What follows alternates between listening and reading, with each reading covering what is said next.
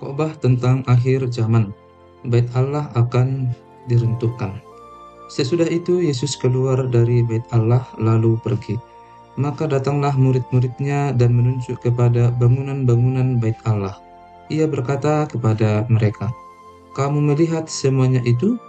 Aku berkata kepadamu, sesungguhnya tidak satu batu pun di sini akan dibiarkan terletak di atas batu yang lain. Semuanya akan diruntuhkan." Permulaan penderitaan. Ketika Yesus duduk di atas Bukit Zaitun, datanglah murid-muridnya kepadanya untuk bercakap-cakap sendirian dengan dia. Kata mereka, "Katakanlah kepada kami, bila manakah itu akan terjadi dan apakah tanda kedatanganmu dan tanda kesudahan dunia?" Jawab Yesus kepada mereka, "Waspadalah supaya jangan ada orang yang menyesatkan kamu. Sebab banyak orang akan datang dengan memakai namaku dan berkata, 'Akulah Mesias,' dan mereka akan menyesatkan banyak orang. Kamu akan mendengar deru perang atau kabar-kabar tentang perang. Namun berawas-awaslah, jangan kamu gelisah, sebab semuanya itu harus terjadi, tetapi itu belum kesudahannya. Sebab bangsa akan bangkit melawan bangsa, dan kerajaan melawan kerajaan. Akan ada kelaparan dan gempa bumi di berbagai tempat. Akan tetapi semuanya itu barulah permulaan penderitaan menjelang zaman baru. Pada waktu itu kamu akan diserahkan supaya disiksa, dan kamu akan dibunuh, dan akan dibenci semua bangsa oleh karena namaku. Dan banyak orang akan murtad, dan mereka akan saling menyerahkan dan saling membenci. Banyak nabi palsu akan muncul dan menyesatkan banyak orang. Dan karena makin bertambahnya kedurhakaan, maka kasih kebanyakan orang akan menjadi dingin. Tetapi orang yang bertahan sampai pada kesudahannya akan selamat. Dan Injil Kerajaan ini akan diberitakan di seluruh dunia menjadi kesaksian bagi semua bangsa. Sesudah itu barulah tiba kesudahannya. Siksaan yang berat dan Mesias-Mesias palsu. Jadi apabila kamu melihat pembinasa keji berdiri di tempat kudus, menurut firman yang disampaikan oleh Nabi Daniel, para pembaca hendaklah memperhatikannya. Maka orang-orang yang di Yudea haruslah melarikan diri ke pegunungan. Orang yang sedang di peranginan di atas rumah, janganlah ia turun untuk mengambil barang-barang dari rumahnya. Dan orang yang sedang di ladang, janganlah ia kembali untuk mengambil pakaiannya. Celakalah ibu-ibu yang sedang hamil, atau yang menyusukan bayi pada masa itu. Berdoalah, supaya waktu kamu melarikan diri itu jangan jatuh pada musim dingin dan jangan pada hari Sabat. Sebab pada masa itu akan terjadi siksaan yang dahsyat, seperti yang belum pernah terjadi sejak awal dunia sampai sekarang, dan yang tidak akan terjadi lagi. Dan sekiranya waktunya tidak dipersingkat, maka dari segala yang hidup tidak akan ada yang selamat, akan tetapi oleh karena orang-orang pilihan waktu itu akan dipersingkat. Pada waktu itu, jika orang berkata kepada kamu, "Lihat, Mesias ada di sini," atau "Mesias ada di sana," jangan kamu percaya. Sebab Mesias-Mesias palsu dan nabi-nabi palsu akan muncul, dan mereka akan mengadakan tanda-tanda yang dahsyat dan mujizat-mujizat, sehingga sekiranya mungkin mereka menyesatkan orang-orang pilihan juga. Camkanlah, aku sudah mengatakannya terlebih dahulu kepadamu. Jadi, apabila orang berkata kepadamu, "Lihat, ia ada di padang gurun," janganlah kamu pergi ke situ. Atau, "Lihat, ia ada di dalam bilik," janganlah kamu percaya. Sebab sama seperti kilat memancar dari sebelah timur dan melontarkan cahayanya sampai ke barat, demikianlah pulalah kelak kedatangan Anak Manusia. Di mana ada bangkai, di situ burung nazar berkerumun. kedatangan Anak Manusia, perumpamaan tentang pohon ara. Segera sesudah sisaan pada masa itu, matahari akan menjadi gelap dan bulan tidak bercahaya, dan bintang-bintang akan berjatuhan dari langit, dan kuasa-kuasa langit akan goncang. Pada waktu itu akan tampak tanda Anak Manusia di langit, dan semua bangsa di bumi akan meratap, dan mereka akan melihat Anak Manusia itu datang di atas awan-awan di langit dengan segala kekuasaan dan kemuliaannya. Dan ia akan menyuruh keluar malaikat-malaikatnya dengan meniup sangkakala yang dahsyat bunyinya, dan mereka akan mengumpulkan orang-orang pilihannya dari keempat penjuru bumi, dari ujung langit yang satu ke ujung langit yang lain. Tariklah pelajaran dari perumpamaan tentang pohon ara. Apabila ranting-rantingnya melembut dan mulai bertunas, kamu tahu bahwa musim panas sudah dekat. Demikian juga, jika kamu melihat semuanya ini, ketahuilah bahwa waktunya sudah dekat, sudah diambang pintu. Aku berkata kepadamu, sesungguhnya angkatan ini tidak akan berlalu sebelum semuanya ini terjadi. Langit dan bumi akan berlalu, tetapi perkataanku tidak akan berlalu. Tetapi tentang hari dan saat itu, tidak seorang pun yang tahu, malaikat-malaikat di surga tidak, dan anak pun tidak, hanya Bapa sendiri. Nasihat supaya berjaga-jaga. Sebab sebagaimana halnya pada zaman Nuh, demikian pula halnya kelak pada kedatangan Anak Manusia. Sebab sebagaimana mereka pada zaman sebelum air bah itu makan dan minum, kawin dan mengawinkan, sampai kepada hari Nuh masuk ke dalam bahtera, dan mereka tidak tahu akan sesuatu, sebelum air bah itu datang dan melenyapkan mereka semua. Demikian pula lah halnya kelak pada kedatangan Anak Manusia. Pada waktu itu, kalau ada dua orang di ladang, yang seorang akan dibawa, dan yang lain akan ditinggalkan. Kalau ada dua orang perempuan sedang memutar batu kilangan, yang seorang akan dibawa, dan yang lain akan ditinggalkan. Karena itu, berjaga-jagalah, sebab kamu tidak tahu pada hari mana Tuhanmu datang. Tetapi ketahuilah ini, jika tuan rumah tahu pada waktu mana pada malam hari pencuri akan datang, sudahlah pasti ia berjaga-jaga dan tidak akan membiarkan rumahnya dibongkar. Sebab itu, hendaklah kamu juga siap sedia, karena Anak Manusia datang pada saat yang tidak kamu duga. Perumpamaan tentang hamba yang setia dan hamba yang jahat. Siapakah hamba yang setia dan bijaksana yang diangkat oleh tuannya atas orang-orangnya untuk memberikan mereka makanan pada waktunya? Berbahagialah hamba yang didapati tuannya melakukan tugasnya itu ketika tuannya itu datang. Aku berkata kepadamu, sesungguhnya tuannya itu akan mengangkat dia menjadi pengawas segala miliknya.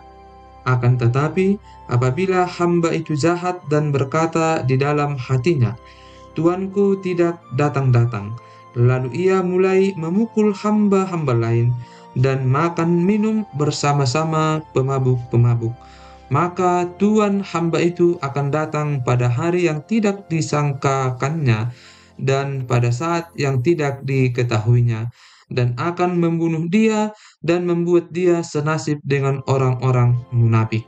Di sanalah akan terdapat ratapan dan kertakan gigi. Gadis-gadis yang bijaksana dan gadis-gadis yang bodoh. Pada waktu itu, hal kerajaan surga seumpama 10 gadis yang mengambil pelitanya dan pergi menyongsong mempelai laki-laki.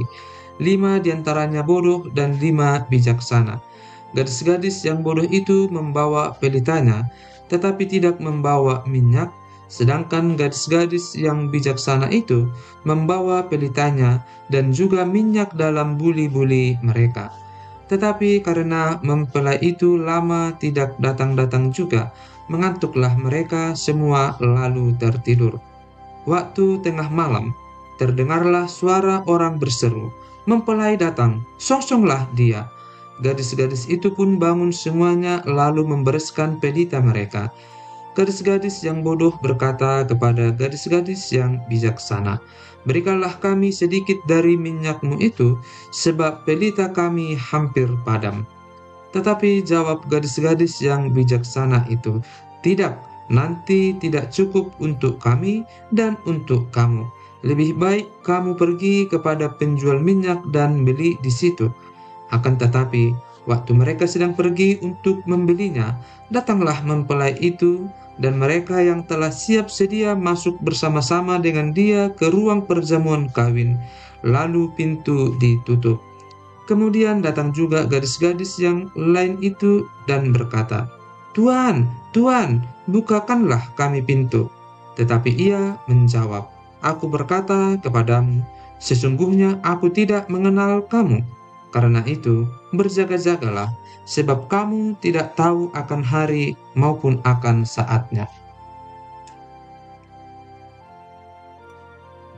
Perumpamaan tentang talenta. Sebab hal kerajaan surga sama seperti seorang yang mau bepergian ke luar negeri, yang memanggil hamba-hambanya dan mempercayakan hartanya kepada mereka. Yang seorang diberikannya 5 talenta, yang seorang lagi 2, dan yang seorang lain lagi 1, masing-masing menurut kesanggupannya. Lalu ia berangkat. Segera pergilah hamba yang menerima 5 talenta itu. Ia menjalankan uang itu, lalu beroleh laba 5 talenta. Hamba yang menerima 2 talenta itu pun berbuat demikian juga dan berlaba 2 talenta. Tetapi hamba yang menerima 1 talenta itu pergi dan menggali lubang di dalam tanah, lalu menyembunyikan uang tuannya. Lama sesudah itu, pulanglah tuan hamba-hamba itu, lalu mengadakan perhitungan dengan mereka. Hamba yang menerima 5 talenta itu datang, dan ia membawa laba 5 talenta. Katanya, "Tuan, 5 talenta Tuan percayakan kepadaku. Lihat, aku telah beroleh laba 5 talenta." Maka kata tuannya itu kepadanya, "Baik sekali perbuatanmu itu, hai hambaku yang baik dan setia. Engkau telah setia dalam perkara kecil, aku akan memberikan kepadamu tanggung jawab dalam perkara yang besar. Masuklah dan turutlah dalam kebahagiaan tuanmu." Lalu datanglah hamba yang menerima 2 talenta itu. Katanya, "Tuan, 2 talenta Tuan percayakan kepadaku. Lihat, aku telah beroleh laba 2 talenta." Maka kata tuannya itu kepadanya, "Baik sekali perbuatanmu itu, hai hambaku yang baik dan setia. Engkau telah setia memikul tanggung jawab dalam perkara yang kecil. Aku akan memberikan kepadamu tanggung jawab dalam perkara yang besar. Masuklah dan turutlah dalam kebahagiaan Tuanmu." Kini datanglah juga hamba yang menerima 1 talenta itu dan berkata, "Tuan, aku tahu bahwa Tuan adalah manusia yang kejam, yang menuai di tempat di mana Tuan tidak menabur, dan yang memungut dari tempat di mana Tuan tidak menanam. Karena itu, aku takut dan pergi menyembunyikan talenta Tuan itu di dalam tanah. Ini, terimalah kepunyaan Tuan." Maka jawab tuannya itu, "Hai kamu, hamba yang jahat dan malas. Jadi kamu sudah tahu bahwa aku menuai di tempat di mana aku tidak menabur, dan memungut dari tempat di mana aku tidak menanam.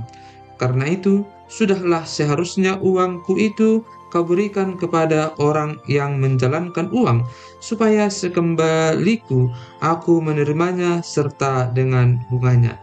Sebab itu, ambillah talenta itu daripadanya, dan berikanlah kepada orang yang mempunyai 10 talenta itu. Karena setiap orang yang mempunyai, kepadanya akan diberi, sehingga ia berkelimpahan. Tetapi siapa yang tidak mempunyai, apapun juga yang ada padanya akan diambil daripadanya.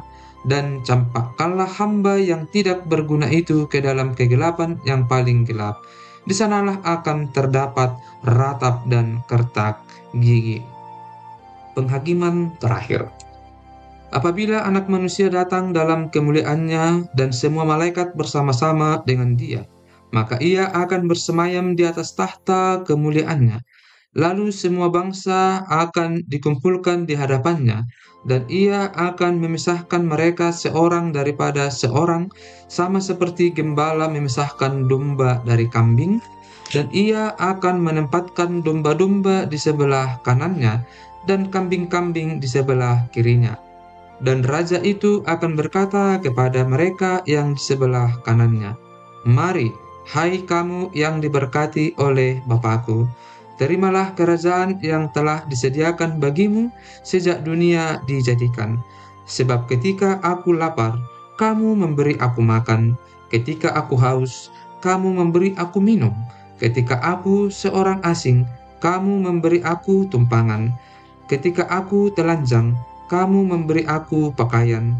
Ketika aku sakit, kamu melawat aku. Ketika aku di dalam penjara, kamu mengunjungi aku." Maka orang-orang benar itu akan menjawab dia, katanya, "Tuhan, bila manakah kami melihat engkau lapar dan kami memberi engkau makan, atau haus dan kami memberi engkau minum? Bila manakah kami melihat engkau sebagai orang asing, dan kami memberi engkau tumpangan, atau telanjang, dan kami memberi engkau pakaian? Bila manakah kami melihat engkau sakit, atau dalam penjara, dan kami mengunjungi engkau?" Dan raja itu akan menjawab mereka, "Aku berkata kepadamu, sesungguhnya segala sesuatu yang kamu lakukan untuk salah seorang dari saudaraku yang paling hina ini, kamu telah melakukannya untuk aku." Dan ia akan berkata juga kepada mereka yang di sebelah kirinya, "Enyahlah dari hadapanku, hai kamu orang-orang terkutuk, enyahlah ke dalam api yang kekal yang telah sedia untuk iblis dan malaikat-malaikatnya. Sebab ketika aku lapar, kamu tidak memberi aku makan. Ketika aku haus, kamu tidak memberi aku minum. Ketika aku seorang asing, kamu tidak memberi aku tumpangan. Ketika aku telanjang, kamu tidak memberi aku pakaian. Ketika aku sakit dan dalam penjara, kamu tidak melawat aku." Lalu mereka pun akan menjawab dia, katanya, "Tuhan, bila manakah kami melihat engkau lapar atau haus, dan sebagai orang asing, atau telanjang, atau sakit, atau dalam penjara, dan kami tidak melayani engkau?" Maka ia akan menjawab mereka, "Aku berkata kepadamu, sesungguhnya segala sesuatu yang tidak kamu lakukan untuk salah seorang dari yang paling hina ini, kamu tidak melakukannya juga untuk aku." Dan mereka ini akan masuk ke tempat siksaan yang kekal, tetapi orang benar ke dalam hidup yang kekal.